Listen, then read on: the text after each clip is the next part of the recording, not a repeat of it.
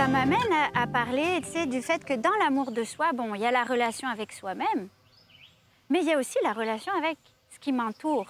Alors, ça veut dire que je dois être en mesure de nommer mes besoins, clarifier mes limites, m'affirmer, m'accomplir, poser les actions qui vont dans le sens de nourrir l'amour de soi. Parce que bon, là, jusqu'à présent, on a défini ce que c'était l'amour de soi, on a parlé des différents outils, tu sais, l'importance de la connaissance de soi. Mais il y a aussi des composantes essentielles. Tu as l'amour de soi, la confiance en soi, l'estime de soi, le respect de soi, l'accueil, l'écoute, l'observation. Tu sais, tout ça, ça vient dans amour de soi. Puis j'ai le goût de faire une distinction entre la confiance en soi puis l'estime de soi.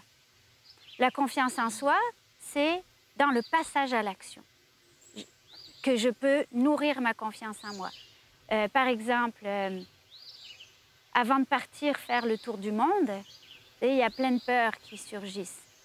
Je vais prendre soin de mes peurs, mettre en place les éléments dont j'ai besoin pour que ces peurs ne soient pas envahissantes.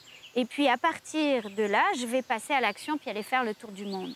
Et ça va me donner confiance en ma capacité à réaliser mes rêves, mes projets, à aller au-devant de mes ambitions. Confiance en soi. Ouais. L'estime de soi, c'est plus en adéquation, être en adéquation avec mes valeurs profondes. Moi, les valeurs que je veux incarner, puis j'aime beaucoup ce mot, incarner, tu sais, ça amène dans la chair, hein, on parle de... Ouais. C'est dans le corps. Je mets ça, c'est comme Je l'habite. Non, c'est pas je m'habille, parce que je m'habille, c'est un vêtement qu'on peut enlever. Non, non, c'est Ah, OK. je l'habite, ça rentre dans ma chair, tu sais. C'est ça. Donc, c'est quoi les valeurs que je veux incarner? Tu sais, moi, les valeurs que je veux incarner, c'est l'authenticité, la capacité à me remettre en question, l'amélioration continue de la personne que je suis, l'ouverture à l'autre. Ça, ce sont des valeurs qui sont essentielles pour moi. Donc, à partir du moment où je détermine les valeurs que je veux incarner et que je choisis mes actions dans le respect de mes valeurs pour nourrir ces valeurs, à ce moment-là, je bâtis l'estime de moi. OK. Donc, il faut identifier ses valeurs, sérieusement, y penser, je pense.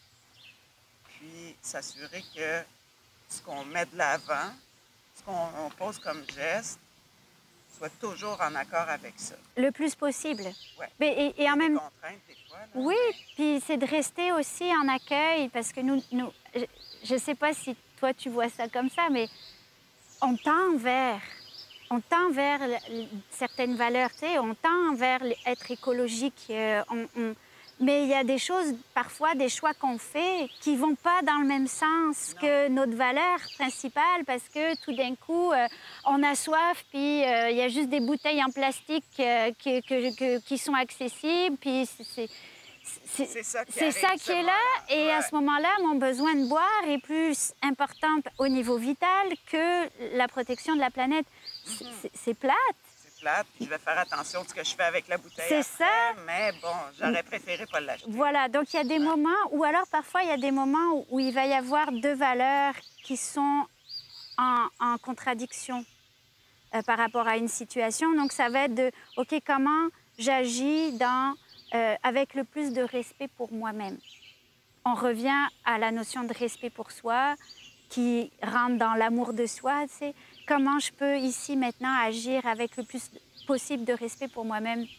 Moi, il y a une image qui me sert, c'est que jusqu'à la fin de mes jours, c'est ma face dans le miroir que je vais regarder. Tu sais.